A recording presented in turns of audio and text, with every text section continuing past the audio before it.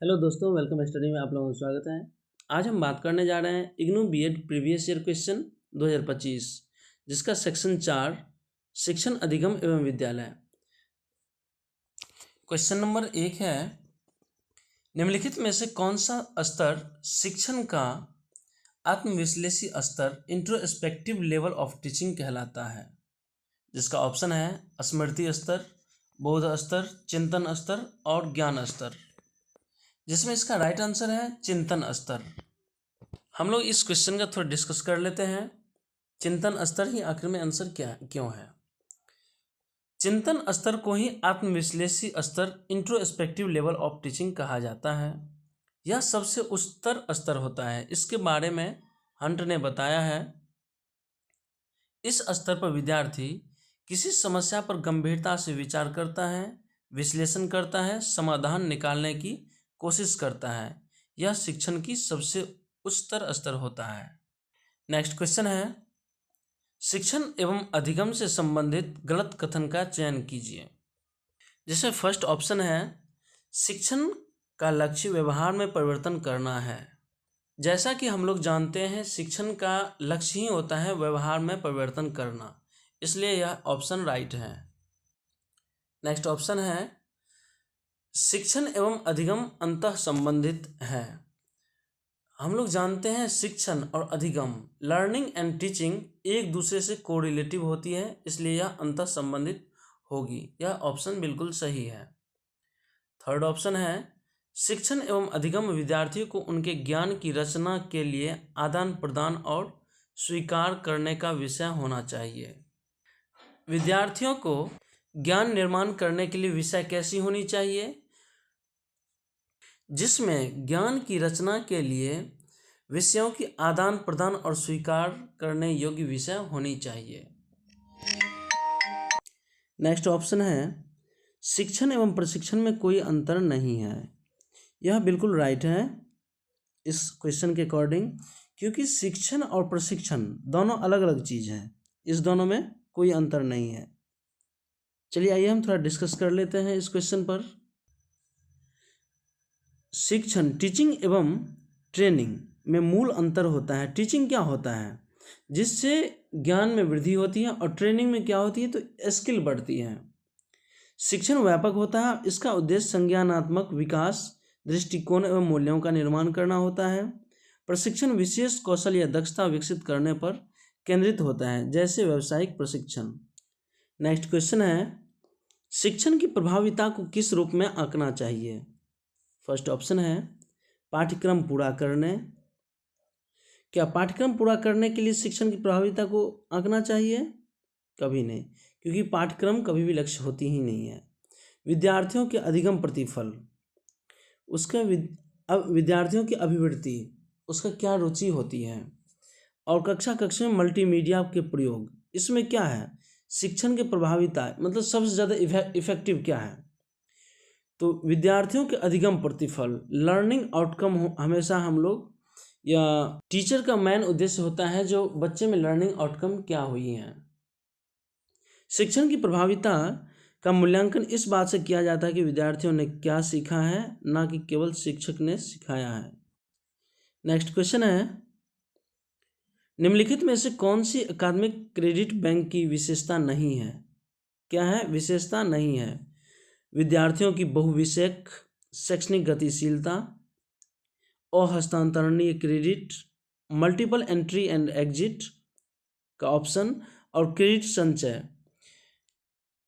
ABC अकादमिक bank of credit, इसका विशेषता ही होती है मल्टीडिसिप्लिनरी शैक्षणिक योग्यता। उसमें क्या होती है? तो जैसे बैंक में उसका क्रेडिट बनता है, वैसे ही यहाँ एकाडमिक क्रेडिट बनता है। फिर अहस्तांतरणीय क्रेडिट, इसमें ये ऑप्शन गलत है, क्योंकि हस्तांतरणीय क्रेडिट होती है। मल्टीपल एंट्री एंड एग्जिट, बिल्कुल इसकी विशेषता है ABC की। जो अभी स्टूडेंट दिल्ली से एडमिशन लिया है, वहाँ से एडमिशन को ट्रांसफ़र करवाकर बिहार में एडमिशन करवाना चाहता है या UP में करवाना चाहता है, तो इसमें क्या है, ABC ID के द्वारा उसका क्रेडिट देखा जाता है, फिर वहाँ एडमिशन किया जाता है। ये एक हस्तांतरित है। और क्रेडिट संचय, इसमें शैक्षणिक क्रेडिट को संचय किया जाता है। नेक्स्ट क्वेश्चन है, अधिगम वातावरण क्या है? हम लोग जानते हैं अधिगम वातावरण कैसी होनी चाहिए और क्या है। फर्स्ट ऑप्शन है स्थान जहाँ पर विद्यार्थी गृह कार्य करते हैं। क्या ऐसी अधिगम वातावरण होनी चाहिए जो केवल गृह कार्य करते हैं? कक्षा कक्ष में केवल भौतिक वातावरण है, केवल भौतिक वातावरण होनी चाहिए। कक्षा कक्ष में बैठने की व्यवस्था होनी चाहिए, केवल बैठने की व्यवस्था होनी चाहिए? नहीं, कक्षा कक्ष में भौतिक, मनोवैज्ञानिक एवं निर्देशात्मक वातावरण होनी चाहिए। इसका राइट आंसर क्या है? 4। नेक्स्ट, आधिकारिक प्रशासन किस पर आधारित है? आधिकारिक प्रशासन, जब ये प्रशासन है वो आधिकारिक रूप से परस्पर आदान प्रदान से होती है क्या, हस्तक्षेप से होती है क्या, मान्यता से होती है क्या, या तानाशाह से होती है क्या? इसका राइट आंसर है तानाशाह से। नेक्स्ट क्वेश्चन है कक्षा कक्ष में उपलब्ध स्थान के साथ शिक्षक सकारात्मक वातावरण का निर्माण किस प्रकार कर सकता है? सकारात्मक वातावरण का निर्माण कैसे करता है एक शिक्षक? बहुत सारे पोस्टर खरीदकर वातावरण का निर्माण हो ही नहीं सकता है। यह सुनिश्चित करके कि विद्यार्थी घर से सामग्री लाए। कभी भी हम स्टूडेंट को नहीं बता सकते हैं जो आप घर से सामग्री लाइए, खरीद कर लाइए, ये करिए वो करिए। प्रकाशवान, स्वच्छ और वह व्यवस्थित स्थान बनाकर, बिल्कुल सही है। स्टूडेंट का ऐसा सकारात्मक वातावरण तभी बन सकता है जब प्रकाशवान हो, स्वच्छ हो एवं व्यवस्थित स्थान हो। विद्यार्थियों को कम मूल्य की शिक्षण सामग्री का प्रयोग करने की अनुमति देकर, कम या ज़्यादा मूल्य की यहाँ शिक्षण सामग्री का हम चर्चा ही नहीं कर सकते हैं। नेक्स्ट क्वेश्चन है एक व्यवहार परक उद्देश्य, क्या है? व्यवहार परक उद्देश्य को तैयार करने के लिए किस उपयुक्त क्रिया का प्रयोग किया जा सकता है? प्रशंसा करके व्यवहार परक उद्देश्य को तैयार किया जा सकता है, जानना, जान करके, समझना, समझ करके, या प्रदर्शन करके। तो व्यवहार परक, उसका व्यवहार हम लोग कैसे जानेंगे? जब तक विद्यार्थी कोई ना कोई प्रदर्शन नहीं करेगा तब तक हम व्यवहार जान ही नहीं सकते हैं। इसलिए इसका राइट आंसर 4 है। नेक्स्ट क्वेश्चन है किस प्रकार के प्रश्न में अंकन की बढ़ती वस्तुनिष्ठता होती है? वस्तुनिष्ठता वाली कौन सी प्रश्न होती है? निबंधात्मक, लघु अनुच्छेद, अति लघुत्तरीय प्रश्न और बहुविकल्पीय प्रकार वाले। कौन सी प्रश्न है? निबंधात्मक एक ऐसे टाइप की होती है, उसमें मूल्यांकनकर्ता पर डिपेंड करता है जो कितना मार्क्स दिया जाए, क्या दिया जाए, नहीं दिया जाए, इसलिए उस पर कोई वस्तुनिष्ठता हो ही नहीं सकता है। लघु अनुच्छेद ये एक शॉर्ट निबंधात्मक हो गया। अति लघु उत्तर वाले ये भी बिल्कुल शॉर्ट ही है, समझिए तो शॉर्ट क्या निबंधात्मक का ही एक रूप है ये आंसर। लेकिन बहुविकल्पीय, यहाँ ऑप्शन वाली विकल्प वाली क्वेश्चन रहती है जिसमें 4 विकल्प रहती है, इसमें वस्तुनिष्ठता 100% किया जा सकता है, इसलिए ऑप्शन 4 बिल्कुल सही है। नेक्स्ट क्वेश्चन है किस प्रकार के प्रश्नों में 2 वस्तुओं के मध्य संबंध की पहचान करना संभव है? यहाँ क्वेश्चन एक बार फिर से हम लोग समझने की कोशिश करते हैं। कौन सी ऐसी प्रश्न है जिसमें 2 वस्तुओं के मध्य, कितने वस्तुओं के मध्य? 2 वस्तुओं के मध्य संबंध की पहचान कर सकते हैं? तो बिल्कुल इसका सीधे आंसर होगा मिलान करने वाली। मिलान करने के लिए ही क्या किया जाता है? 2 वस्तुओं के मध्य संबंध को दर्शाया जाता है। इसमें राइट आंसर है 2। नेक्स्ट क्वेश्चन है किस रजिस्टर में सरकारी अनुदानों और व्यय को अभिलेखित रिकॉर्ड किया जा सकता है? कौन सी ऐसी रजिस्टर होती है जिसमें सरकारी अनुदान होती है और व्यय मतलब खर्च होती है, उसको रिकॉर्ड किया जा सकता है? जिसका ऑप्शन है shift register, stock register, record register और कॉन्टजेंट रजिस्टर। हमेशा रिकॉर्ड रजिस्टर में ही उसको लिखा जाता है, अभिलेखित को, जो अनुदान और व्यय होती है उसको। इसका ऑप्शन है 3rd। नेक्स्ट क्वेश्चन है निर्णयन प्रक्रिया प्रोसेस ऑफ मेकिंग जजमेंट है। प्रोसेस ऑफ मेकिंग जजमेंट कौन सी है? आकलन करना, बजटिंग, मापन, मूल्यांकन। इसका राइट आंसर है मूल्यांकन, क्योंकि मूल्यांकन से ही हम यह डिसाइड कर सकते हैं जो इसका परिणाम क्या होगी, वहाँ से ही निर्णय लेने की क्षमता विकसित होती है। इसलिए इसका राइट आंसर है 4 मूल्यांकन। मूल्यांकन के बारे में थोड़ा सा और जानकारी हम लोग ले लेते हैं। मूल्यांकन इवैल्यूएशन वह प्रक्रिया है जिसमें संपूर्ण जानकारी के आधार पर निर्णय लिया जाता है। मापन किसी चीज़ का संख्यात्मक व प्रतीकात्मक रूप निर्धारित करता है। मापन के ही अंदर मूल्यांकन आ जाती है। नेक्स्ट क्वेश्चन है, कक्षा 10 का एक विद्यार्थी अपने नियमित कक्षा समय के अलावा फिटनेस कार्यक्रम में उपस्थित होता है, यह किसका उदाहरण है? ये क्या है? क्वेश्चन एक बार फिर से हम लोग समझते हैं। कक्षा 10 का जो एक विद्यार्थी है वो क्या करता है? नियमित कक्षा समय के बाद फिटनेस कार्यक्रम में, एक फिटनेस कार्यक्रम है जिसमें वो उपस्थित होता है। यह कौन सी उदाहरण है, किसका उदाहरण है? औपचारिक शिक्षा, अनौपचारिक शिक्षा, निरौपचारिक शिक्षा, व्यावसायिक शिक्षा। हम लोग जानते हैं औपचारिक शिक्षा जो कक्षा के अंदर प्रदान की जाती है वो औपचारिक शिक्षा कहलाती है। अनौपचारिक शिक्षा ऐसी शिक्षा होती है जो हमारे परिवार या मित्र के द्वारा शिक्षा प्रदान की जाती है, जो कक्षा से बाहर होती है, वह अनौपचारिक शिक्षा कहलाती है। और निरौपचारिक शिक्षा का अर्थ वह नियमित रूप से किया गया है, जिसका एक लक्ष्य निर्धारित होती है, वह निरौपचारिक शिक्षा कहलाती है। इसलिए इसका राइट आंसर है 3rd, निरौपचारिक शिक्षा। नेक्स्ट क्वेश्चन है, निम्नलिखित में से कौन सी अधिगम प्रतिफल की विशेषता नहीं है, लर्निंग आउटकम की विशेषता नहीं है? चलिए हम लोग देखते हैं। फर्स्ट ऑप्शन, अधिगम प्रतिफल यथार्थवादी होना चाहिए। इसमें क्या है? नहीं है बोला गया है। नेक्स्ट ऑप्शन है, अधिगम प्रतिफल विशिष्ट होना चाहिए। उसका 3rd ऑप्शन है, अधिगम प्रतिफल सामान्य होना चाहिए। और 4th ऑप्शन है, अधिगम प्रतिफल को अधिगम प्रक्रिया पर फोकस करना चाहिए। जिसमें ये सभी क्या है? पॉजिटिव है, लेकिन ये ऑप्शन 4 क्या है? निगेटिव है। अधिगम प्रतिफल को अधिगम प्रक्रिया पर फोकस कभी नहीं करना चाहिए, वो ऑटोमेटिक प्रोसेस होती है। इसलिए ऑप्शन 4 बिल्कुल सही है। नेक्स्ट क्वेश्चन है, निम्नलिखित में से कौन सा भावात्मक क्षेत्र अफेक्टिव डोमेन से संबंधित नहीं है? अफेक्टिव डोमेन, भावात्मक क्षेत्र, अभिव्यक्ति, प्रतिक्रिया करना, मूल्य निर्धारण करना और ग्रहण या प्राप्त करना। ग्रहण और प्राप्त करना से अफेक्टिव डोमेन का कोई लेना देना नहीं है, प्रतिक्रिया से कोई लेना देना नहीं है। मूल्य निर्धारण क्या कर रहे हैं, नहीं कर रहे हैं, 5 रुपये की 10, ये कोई डिपेंड नहीं करता है। लेकिन अभिव्यक्ति, आर्टिकुलेशन, भावनात्मक क्षेत्र पर ही डिपेंड करती है। इसलिए इसका ऑप्शन 1 बिल्कुल सही है। नेक्स्ट क्वेश्चन है, NEP 2020 द्वारा प्रस्तावित राष्ट्रीय आकलन केंद्र नेशनल असेसमेंट सेंटर का क्या नाम है? क्या है?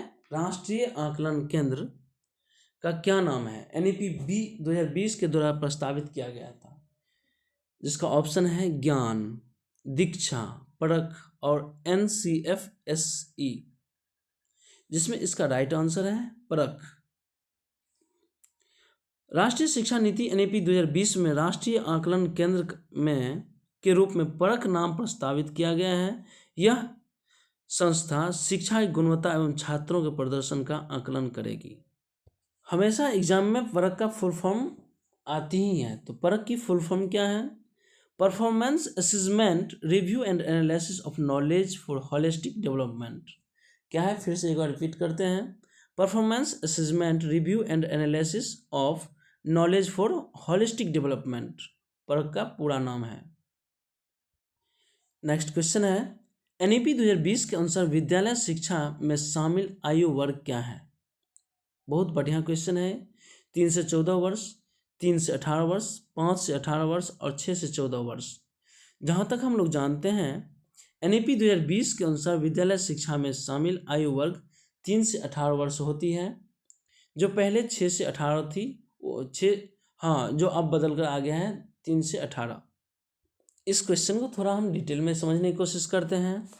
राष्ट्रीय शिक्षा नीति NEP 2020 के अनुसार विद्यालय शिक्षा की आयु वर्ग 3 से 18 वर्ष तक माना गया है। यहाँ एक चार्ट बना हुआ है। चार्ट में हम लोग जानते हैं फर्स्ट स्टेज होती है फाउंडेशनल, सेकंड होती है प्रिपरेटरी, थर्ड होती है मिडिल और फोर्थ होती है सेकेंडरी। जहाँ तक हम लोग जानते हैं फाउंडेशनल में होती है आंगनवाड़ी, उसके बाद कक्षा 1 और कक्षा 2। आंगनवाड़ी में बाल वाटिका जो होती है आंगनवाड़ी का नाम है, उसमें LKG UKG और नर्सरी, उसके जो विद्यालय के अंदर शिक्षा दी जाती है वो क्लास 1 और 2। हम लोग जानते हैं उसका NEP का फॉर्मूला है 5 + 3 + 3 + 4। तो पहला ये आंगनवाड़ी प्लस क्लास 1 to 5 5 साल, इधर 3 और 3 6 साल चली जाती है, 6 से 16 साल की उम्र में, और 2 साल इधर जाती है सेकेंडरी लेवल पर। 5 3 8, 8 3 11 और 11 4 15, टोटल 15 वर्ष की इन लोगों की शिक्षा होती है, जिसमें 3 से 18 वर्ष तक की आयु के वर्ग के बच्चे शामिल रहते हैं। नेक्स्ट क्वेश्चन है अभिकथन। शिक्षार्थी केंद्रित उपागम वह है जहां शिक्षार्थी सभी अधिगम का केंद्र होता है। क्या है शिक्षार्थी उपागम? शिक्षार्थी उपागम का अर्थ ही होता है विद्यार्थी केंद्रित, स्टूडेंट सेंटर्ड, चाइल्ड सेंटर्ड, जिसमें तर्क है आर। माध्यमिक विद्यालय मिडिल स्कूल में विद्यार्थी सर्वोत्तम तब सीखते हैं जब उनसे विषय, वाक्य या उदाहरण, टेक्स्ट को ज्यों का त्यों प्रतिलिपि तैयार करने के लिए कहा जाता है। क्या किसी भी स्टूडेंट को ज्यों का त्यों प्रतिलिपि फोटो कॉपी बनाकर दे दें लिखने के लिए, प्रिंट करने के लिए, क्या वो समझ पाएगा? कुछ नहीं, ज्यों का त्यों हो ही नहीं सकता। इसलिए ये रीजन गलत है। और एजम्पशन जो है ये शिक्षार्थी केंद्रित उपागम वह उपागम है जिसमें शिक्षार्थी को अधिगम का केंद्र बनाया जाता है, ये बिल्कुल सही है। इसका ऑप्शन क्या है? ए सत्य है परंतु आर असत्य है, ऑप्शन थर्ड। नेक्स्ट क्वेश्चन है SEDGS का मतलब क्या है? SEDGS का अर्थ है सामाजिक आर्थिक रूप से वंचित समूह।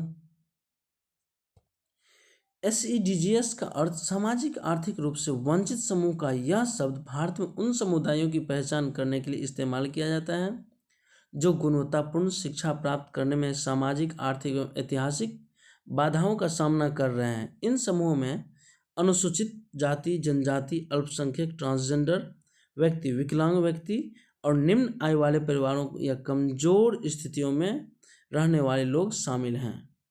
नेक्स्ट क्वेश्चन है शिक्षण के किस स्तर में शिक्षार्थी संकल्पनाओं के सकारात्मक और नकारात्मक प्रतिमानों में विभेद करने का अवसर प्राप्त करता है? इसका ऑप्शन है बोध स्तर, मूल्यांकन स्तर, स्मृति स्तर और चिंतन स्तर। जहाँ तक सकारात्मक और नकारात्मक बोध स्तर पर ज्ञात किया जाता है, बोध स्तर पर ही विभेद करने का अवसर प्राप्त होती है, इसलिए ऑप्शन 1 बिल्कुल सही है। नेक्स्ट क्वेश्चन है अवधारणा निर्माण किस पर निर्भर करता है? अधिगम पर, अंतरण पर, सृजनात्मकता पर और कल्पना पर। इसका राइट आंसर है अधिगम पर। अधिगम पर ही अवधारणा निर्माण डिपेंड करता है। अवधारणा निर्माण, कंसेप्ट निर्माण अधिगम की प्रक्रिया पर निर्भर करता है जिसमें नए ज्ञान और अनुभवों को समझकर मानसिक संरचनाएं बनती हैं। नेक्स्ट क्वेश्चन है संकलनात्मक मूल्यांकन का उपकरण क्या है? संकलनात्मक मूल्यांकन का अर्थ हुआ सम्मेटिव असेसमेंट, SA। दैनिक दत्त कार्य या नियत कार्य, कक्षा कक्ष प्रेक्षण, सत्रांत परीक्षा और प्रश्नोत्तरी। दैनिक कार्य या दत्त कार्य या नियमित कार्य, ये सब क्या है? फॉर्मेटिव असेसमेंट है, FA है। कक्षा कक्ष कार्य फॉर्मेटिव है, प्रश्नोत्तरी फॉर्मेटिव है। लेकिन और इसका ऑप्शन जो थर्ड है सत्रांत परीक्षा, सत्र के अंत में जो परीक्षा ली जाती है वो संकलनात्मक सम्मेटिव असेसमेंट कहलाती है। नेक्स्ट क्वेश्चन है अभिवृत्तियां, मूल्य और रुचियों किसके द्वारा बिंबित होती हैं? संज्ञानात्मक क्षेत्र, भावात्मक क्षेत्र, क्रियात्मक क्षेत्र और मनोगामक क्षेत्र, जिसमें इसका राइट आंसर है भावात्मक क्षेत्र, भावात्मक क्षेत्र के द्वारा ही अभिवृत्ति, मूल्य और रुचियों के बारे में जानकारी प्राप्त होती है, वहीं से वह प्रतिबिंबित होती है। नेक्स्ट क्वेश्चन है, रचनात्मक मूल्यांकन क्या है? रचनात्मक मूल्यांकन एक सतत प्रक्रिया है जो हमेशा या फॉर्मेटिव असेसमेंट को ही रचनात्मक मूल्यांकन किया कहते हैं। रचनात्मक मूल्यांकन सतत और निरंतर होता है जिससे छात्र की प्रगति और क्षमताओं का निरंतर मूल्यांकन हो सके, साथ ही वह फीडबैक भी देती है। और इस सेशन की यह लास्ट क्वेश्चन है, रचनावाद अधिगम आवश्यकताओं लर्निंग डिजेबिलिटी वाले विद्यार्थियों को किस प्रकार की सहायता करता है? ऑप्शन 1 है, जिस क्षेत्र में विद्यार्थी सबसे अधिक समर्थ हैं उसमें अवधारणाओं को पृथक कर सकते हैं। यहाँ पर क्या है, लर्निंग डिजेबिलिटी, लर्निंग डिजेबिलिटी होता है तो समर्थ है तो अवधारणा को पृथक हम नहीं कर सकते हैं। विद्यार्थियों दूसरों के व्यवहारों पर फोकस कर सकते हैं और यह उन्हें सीखने में सहायता करता है। दूसरे के व्यवहार पर विद्यार्थी क्यों फोकस करें, वह खुद से लर्निंग करने की कोशिश करेगा ना। उसको हम कक्षा के अंदर अलग अलग डिवाइस देंगे, अलग अलग तरह से उसका व्यवस्था करेंगे, उसको पढ़ने में रुचि इंटरेस्ट जगाएंगे, जिससे डिजेबल स्टूडेंट भी क्या करें तो सामान्य बच्चों की तरह पढ़ना सीख जाएं। नेक्स्ट ऑप्शन है, कमजोर क्षेत्र में उन्हें ज्ञान निर्माण हेतु सहायता करने के लिए विद्यार्थी की बहुविषयी वस्तुओं में अवधारणा को संयुक्त कर सकते हैं। बिल्कुल सही है। एक कमजोर क्षेत्र जिस क्षेत्र में वो कमजोर होता है उसमें ज्ञान निर्माण हेतु उसको हम क्या करेंगे, सहायता प्रदान करेंगे, जिससे विद्यार्थी बहुविषयों की अवधारणा को समझ सके। ऑप्शन 4 है, अधिगम को संयुक्त करने के लिए विद्यार्थी विविध शास्त्रों में अवधारणाओं के बारे में पढ़ सकते हैं। पढ़ना नहीं है, उसको समझने की ज़रूरत है, और जहाँ उसको दिक्कत होता है वहाँ उसको सहायता करने की ज़रूरत है। इसलिए ऑप्शन 3 बिल्कुल सही है।